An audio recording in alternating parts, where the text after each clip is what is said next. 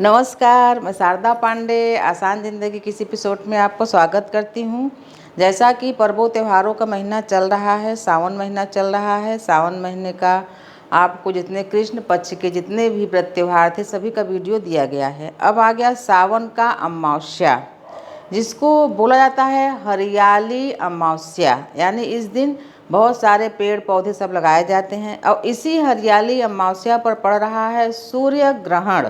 तो ये हरियाली अमावस्या के दिन लगने वाला सूर्य ग्रहण, जो कि साल का ये तीसरा ग्रहण है और सूर्य ग्रहण दूसरा है, यानी एक सूर्य ग्रहण एक चंद्र ग्रहण हो चुका है और ये तीसरा सूर्य ग्रहण लग रहा है। तो चलिए मैं आपको बताऊंगी सूर्य ग्रहण के बारे में विस्तार से। तो जो ये सूर्य ग्रहण लग रहा है इसमें क्या क्या करना चाहिए, क्या क्या नहीं करना चाहिए, ये पूरा जानकारी आपको दूंगी। तो जैसे कि सभी ग्रहण में बताती हूँ कि क्या क्या करना चाहिए और क्या क्या नहीं करना चाहिए, और ये भी बताऊंगी कि ये ग्रहण कहाँ कहाँ प्रभाव डालेगा। विदेशों में प्रभाव इसका रहेगा, भारत में रहेगा कि नहीं, चलिए आपको विस्तार से बताती हूँ। तो आप हमारे चैनल आसान जिंदगी को सब्सक्राइब कर लें और वीडियो अच्छा लगे तो लाइक भी करें। तो ये सूर्य ग्रहण पूर्ण सूर्य ग्रहण है, यानी ग्रहण पूरी तरह से सूर्य ढक जाएगा। जो सूर्य ग्रहण लग रहा है धरती पर, जैसे कि बोलते हैं कि यहाँ लगा वहाँ लगा, यहाँ नहीं लगा वहाँ नहीं लगा, ऐसा नहीं है।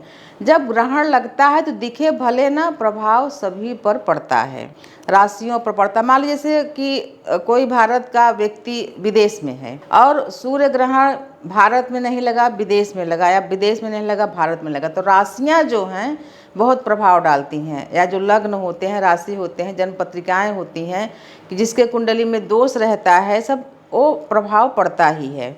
तो चलिए विस्तार से बताती हूँ कि सूर्य ग्रहण कहाँ कहाँ प्रभाव डालेगा और इसका प्रभाव किस किस प्रकार से पड़ सकता है। कर्क राशि में सूर्य ग्रहण लग रहे हैं, तो जो लोग विदेश में रह रहे हैं उनके लिए विशेष सावधानी इसलिए रखना है कि विदेश में ही सूर्य ग्रहण लग रहा है। तो विदेश में भी जो रह रहे हैं वो मान्यता यही है कि ग्रहण का चाहे जहाँ रहो आप, ग्रहण का जो विधि होता है वही होता है।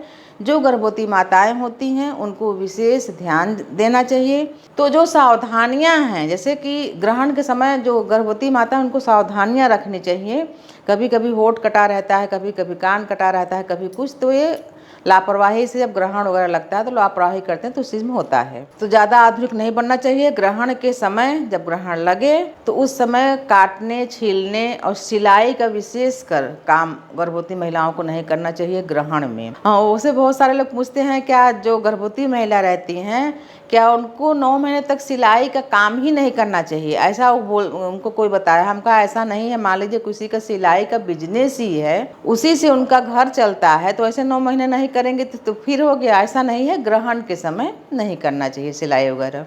जैसे खाना बनाओ तो सब्जी लगा है करछुल में तो उसको कढ़ाई पर ठोको, तो या बटुए में पहले खाना बनाते थे जो भी, तो ये सब चीज़ें नहीं करना चाहिए। और ग्रहण के दौरान जैसे अब बोलते हैं कि भाई ग्रहण के दौरान जो बच्चे हैं, बूढ़े हैं या गर्भवती माताएं हैं वो कुछ कुछ खा सकती हैं, तो ऐसा नहीं है। अगर 3-4 घंटा या 5 घंटा कुछ नहीं खाओगे ग्रहण के दौरान तो कुछ हो नहीं जाएगा, तो नहीं खाना चाहिए। इसके पहले ही नाश्ता पानी देकर दवाइयों को दे देना चाहिए। तो चलिए मैं आपको बताऊंगी ग्रहण कहाँ कहाँ लग रहा है, और ये भी बता दूं, जानकारी आप सचेत कर दूं कि ग्रहण लगने से पहले, ग्रहण जब शुरुआत होता है उसके लगने से पहले जितने ही खाद्य पदार्थ हैं, पकाए हुए भोजन, जैसे कि कुछ भोजन बचा हुआ है तो उसमें तुलसी दल, और तुलसी दल ना हो तो बहुत सारे लोग बोलते हैं तुलसी दल हम कहाँ पाएं, जैसे विदेशों में रहते हैं जो, तो भारत जब भी आप आए तो ढेर सारी कुश घास खरीद के ले जाएं। पहले हरी रहती है फिर सूख जाती है, तो उस कुश घास का एक एक तिनका तोड़ें और खाद्य पदार्थ में जैसे खाना वगैरह है तो उसमें डाल दें, और जब ग्रहण समाप्त हो जाए तो उस कुश घास को उठा के गमले की मिट्टी में दबा दें। ऐसी मान्यता है कि जो भी जीवाणु ग्रहण के समय मतलब भोजन में प्रवेश करते हैं वो कुश घास पर बैठ जाते हैं, तो उस कुश घास को निकाल के और किसी मिट्टी में दबा देना चाहिए, गमले की मिट्टी में। वैसे ही तरल पदार्थ जैसे कि दूध, दही, घृत या जो भी और कुछ तरल पदार्थ है पानी में विशेषकर, इन सब में भी तुलसी दल या कुश घास, तुलसी दल के साथ भी ऐसे ही करना चाहिए। तुलसी पत्ता डालो जब ग्रहण समाप्त हो जाए तो स्नान वगैरह करने के बाद नए वस्त्र यानी धुला हुआ वस्त्र पहनने के बाद उस पत्र को या कुछ घास को उठा के मिट्टी में दबा दो। फिर बाकी जो भोजन है, तरल पदार्थ है, वो खाने योग्य रहता है। तो ग्रहण कहाँ कहाँ लगने वाला है और कब से लगने वाला है ये भी मैं आपको बता रही हूँ। भारतीय समयानुसार रात्रि 9:04 से शुरू होके रात्रि 1:28 पर समाप्त हो जाएगा भारतीय समयानुसार। अब विदेश में जहाँ जहाँ लगेगा उसका मैं भी बता देती हूँ कहाँ कहाँ लगेगा, तो आप मतलब ये जान जाओगे कि भारत में जैसे हम बताए कि 9:04 से शुरू होकर 1:28 पर समाप्त हो जाएगा ग्रहण। तो आपके यहाँ जैसे उस समय यहाँ पर रात्रि है तो अमेरिका में दिन रहता है, कहाँ कहाँ रात दिन रहता है आप लोग जान, जो हम तो अपने भारत में ही नहीं घूमे हैं तो विदेश का क्या जानेंगे। तो आप उस अनुसार जब भी ग्रहण मोक्ष हो जाए, चाहे रात हो, जैसे हम लोग के यहाँ चंद्र ग्रहण होता है, तो रात हो, दिन हो, ठंडी हो, गर्मी हो, नहाने की जो क्रिया होती है वो करनी ही चाहिए। जैसे अंत्येष्टि के बाद नहाने की क्रिया की जाती है, आवश्यक होती है, वैसे ग्रहण के बाद भी नहाने की क्रिया, या वृद्ध बीमार या बालक हैं वो ठंड वगैरह है तो नहीं नहा रहे हैं तो उनके ऊपर गंगा जल जरूर छिड़क दें, उससे भी तमाम जो अशुद्धियाँ रहती हैं वो दूर हो जाती हैं। और ग्रहण के समय अगर आप ऊनी वस्त्र पर, जैसे कि ऊनी वस्त्र होता है उस पर लगा के और तुलसी की माला पहन के या अपने पास तुलसी का वो पत्र रख के बैठे, तब भी ग्रहण का जो अशुद्धि होता है वो आपको प्रभावित नहीं करता। इसलिए लोग बोलते हैं ना कि ग्रहण के लगने से पहले भी स्नान वगैरह करके अगर आप शुद्धता में रहते हो तो ग्रहण का जो दुष्प्रभाव होता है या आपका कह सकते हो कि जो निगेटिव उसकी जो शक्तियाँ होती हैं वो आपके ऊपर प्रवेश या हावी नहीं हो सकती हैं। तो ये भी है ग्रहण का मान्यता कि जैसे कि ग्रहण लगा हुआ है तो आप ज़मीन पर या तख़्त पर कंबल वगैरह रख के आपके जो गुरु जी हैं उनके दिए हुए मंत्रों का जाप करते रहें बिल्कुल भी। या गुरु मंत्र नहीं लिए हैं तो उस समय भगवान श्री हरि विष्णु जी का ओम नमो भगवते वासुदेवाय या ओम श्री विष्णुए नमः, या टीवी पर आप भागवत सुने, भजन सुने, ये सब चीज़ें कर सकते हैं। जो गर्भवती महिलाएं हैं उनको बता दूं कि तेज से हंसना, तेज से बोलना, रोना, तेज से चलना, ग्रहण देखने का प्रयास करना, ये सभी चीज़ें नहीं करनी चाहिए। गुस्सा करना, जब जो अंदर जीव पलता रहता है तो वो जो भी सारे जो क्रिया होती है जो माँ करती है वो बच्चे के ऊपर बहुत प्रभाव डालता है। और जब इन तिथियों पर मना किया जाता है तो आप समझो कि कोई विशेष बात होती होगी जो कि माँ को कहा जाता है कि इन तिथियों में विशेष ध्यान दो, सो मत, नहीं बच्चा भी अजगर की तरह पैदा होगा तो सोता ही रहेगा, खाओ मत, नहीं तो असंयमित बच्चा पैदा होता है, ग्रहण के समय खाओ पियो सब चीज़ें, इसलिए मना किया जाता है। तो आपको मैं बता रही हूँ शुद्धता और अशुद्धता कितना प्रभाव डालता है। अगर आप एकदम मल्लक्ष्य की तरह रहो तो तमाम जो अनिष्ट शक्तियाँ होती हैं जो कि बहुत ज़्यादा तकलीफ देने वाली, वो बोलती हैं चलो इसके पास हम आराम से रह सकते हैं।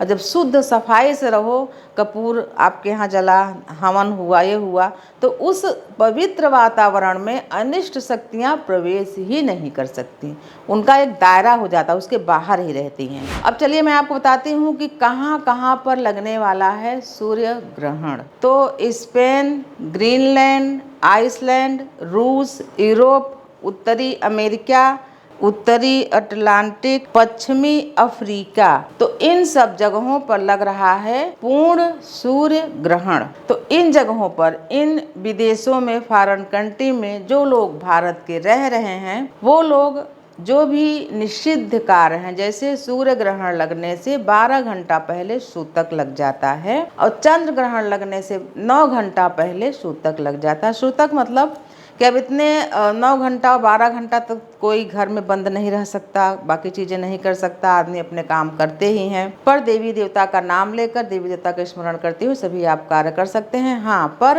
अपशब्द, अन्न और निद्रा, मैथुन, तमाम ऐसी चीज़ें हैं जो इस समय वर्जित होती हैं, नहीं करना चाहिए। इस समय अगर स्त्री गर्भ धारण करती है तो उसका जो संतान है वो माता पिता को और कुल को पीड़ित करेगा। पीड़ित क्यों करेगा कि जो इस समय जो आत्मा भ्रमण करती है वो ऐसे समय में गर्भ में प्रवेश करने से अनिष्ट शक्ति ही प्रवेश करती है, और जो अपने पूरे होशो हवास में वो आती है तो उसकी जो दुष्टता होती है प्रबल हो जाती है, और अपने परिवार के साथ साथ आस पड़ोस और देश को भी प्रभावित करता है अपनी दुष्टता से। तो ऐसे समय में गर्भ धारण करने से बचें, कंसीव करने से बचें। तो आपको मैं बता रही हूँ ग्रहण के बारे में। सूर्य ग्रहण भारत में नहीं लग रहा है, भारत में कोई भी सूतक या पातक नहीं मनाया जाएगा। भारत के यहाँ तक के जो अपने सीमावर्ती क्षेत्र हैं, जितने भी सीमावर्ती क्षेत्र हैं, यहाँ पर भी कोई प्रभाव नहीं रहेगा ग्रहण का, कोई सूतक पातक नहीं मनाया जाएगा। और जो आप सोशल मीडिया में कुछ देखते हैं, आपको कहा जाता है, बहुत सारे वीडियो आपको मिलेंगे कि ये ग्रहण है, वो करो, फलाना करो, ऐसा कुछ नहीं है। अगर आप धर्म पर हैं, सात्विक हैं और धर्म कर्म दान पुण्य करते हैं तो आपको कोई चीज़ प्रभाव नहीं डाल सकता। जब जैसे बताइए कि ग्रहण जब समाप्त हो जाए तो स्नान करने के बाद घर के जितने भी लोग होते हैं उनके ऊपर से कुछ धन, वैसे तो पहले की मान्यता था अन्न को वार के एक जगह रख लेते थे, निकाल के रख देते थे। तो जो डोम होते हैं, मल्लाह होते हैं, डोम होते हैं, जो सफाई कर्मी होते हैं, इनको इस अन्न को, धन को, वस्त्र को दान कर देना चाहिए। तो इससे जो बुरा प्रभाव होता है ग्रहण के, आज जो ग्रहण में जो इधर उधर कुछ चीज़ें रहती है वो सब समाप्त हो जाती हैं। कि जिनके कुंडलियों में सूर्य ग्रहण हो, सूर्य के साथ राहु बैठा हो कुंडली में किसी भी खाने में, तो इस समय में जब ग्रहण चालू हो, और जैसे कि सूर्य ग्रहण तो है ही, दिन में ही रहेगा, ग्रहण लगा हुआ रहे, ग्रहण को देखे नहीं, सिर उठा के ग्रहण लगा हुआ रहे, चलती हुई नदी रहे, और नारियल कौन सा रहे, जल वाला, पूजा वाला, जिसमें पानी रहे। ऐसे मुंडा नारियल नहीं होना चाहिए। तो बहुत सारे लोग मुंडा नारियल बहा के आ जाते हैं, फिर हमसे पूछते हैं मुंडा नारियल, हम वो सूखा नारियल बहा लिए, उससे नहीं। सूखा नारियल का अलग तंत्र पूजा होती है। हमेशा धार्मिक और सात्विक पूजा में जो नारियल होता है जल वाला यही, लेकिन तमाम पूजा में, हमारे धर्म में भी सूखा नारियल का भी पूजा होता है, वो अलग पूजा होती है। जैसे मान लीजिए 12 खाने में, जिस खाने में हो उतना नारियल अपने ऊपर से वार के चलते हुए पानी में डाल के और ऊपर से 2-4 अंजलि पानी डाल दें, इससे जो ग्रहण का प्रभाव होता है वो समाप्त हो जाता है।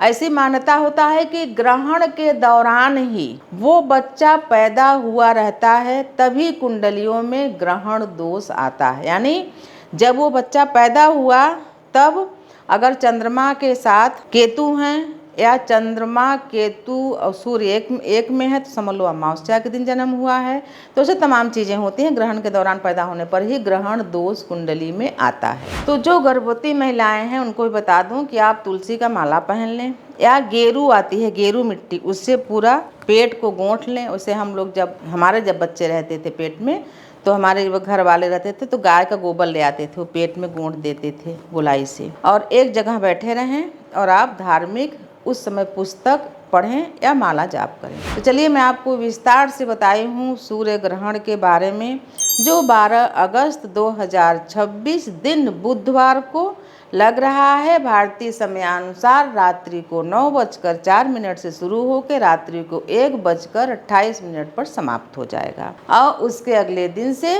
सावन का शुक्ल पक्ष शुरू हो जाएगा और सभी व्रत त्यौहार कंटिन्यू चलते रहेंगे। तो चलिए आपको मैं ग्रहण के बारे में बताई हूँ, आगे के जितने भी वीडियो हैं पर्व त्यौहार के वो सब देती रहूँगी। तो आप सभी सुखी रहिए, संपन्न रहिए, स्वस्थ रहिए, बने रहिए आसान जिंदगी के साथ। तब तक के लिए नमस्कार।